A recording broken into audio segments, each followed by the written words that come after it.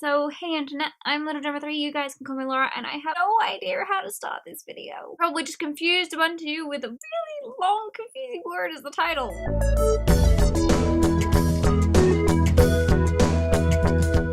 I'm about to tell you guys something that I don't like telling people, but I feel that it's a big part of who I am as a person and as a human being, and it's very uncomfortable to talk about, and it affects my day-to-day existence so profoundly that I have to make up excuses when people ask me about these things in real life. So I guess I should just jump straight in and tell you. Big word on the title, it's called dermatillomania. Now the condition that I have isn't called dermatillomania anymore, but it was for a long time. It's now called excoriation disorder, which is a mouthful. Dermatillomania was so much easier to pronounce, and that literally means the obsessive compulsion to pick at my own skin, the inability to resist the compulsion to pick my own skin, and it is a BFRB. I'm gonna link a video which explains it quite well, and it's an umbrella term that I'm not happy with because honestly it covers so many different conditions that are so different from each other.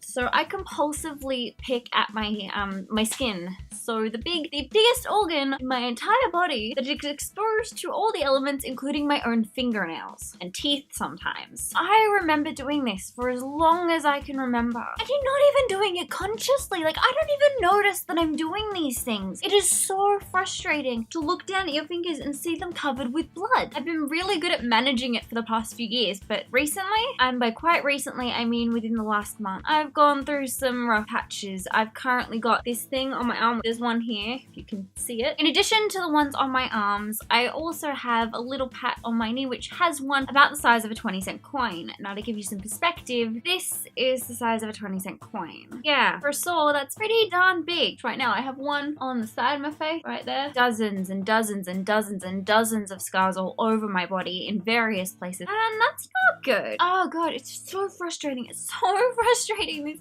I have to keep my fingernails as short as possible because the longer they are, the more damage I can do. The shorter they are, the more frustrated I get and the less damage I can do. I've gotten to a point where I've been so determined to get at something that I have used tweezers, sewing pin, like this is the thing you use to like adjust hems on clothes. My face is usually the place I attack the most. Well, recently I've been too distracted with my arms and my leg to be worried about that. So if you do notice that I suddenly have a big thing on my face, like that's why I did it to myself. I wish I had a better explanation for you, but I don't, and I am terrified of having any kind of surgery where they have to cut open my skin anywhere on my body where they have to cut, because I'm afraid that once it's going to be over that I'm going to want to tear the stitches out and pick at because if it scabs over, I'm going to want to rip the scabs off. To make all of this just that much worse, I have developed an allergy to pretty much every band-aid known to man. See, the reason I don't have a band-aid on it right now is I'm giving my skin a break from the allergen or whatever it is that my skin is allergic to. You probably can't see it, but there's a band-aid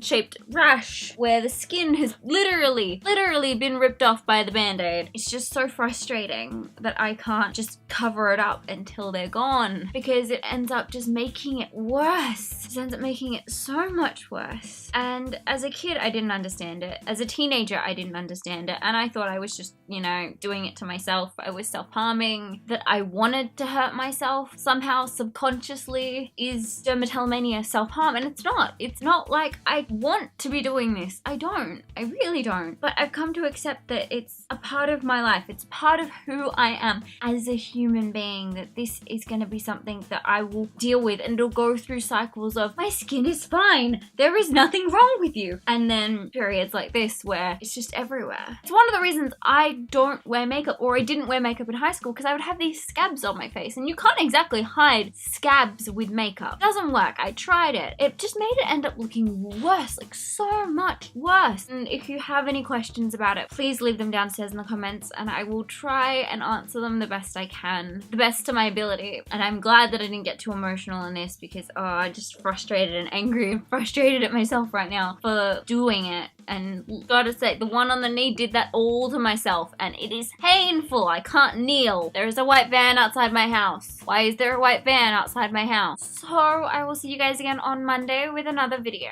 And until then, bye guys.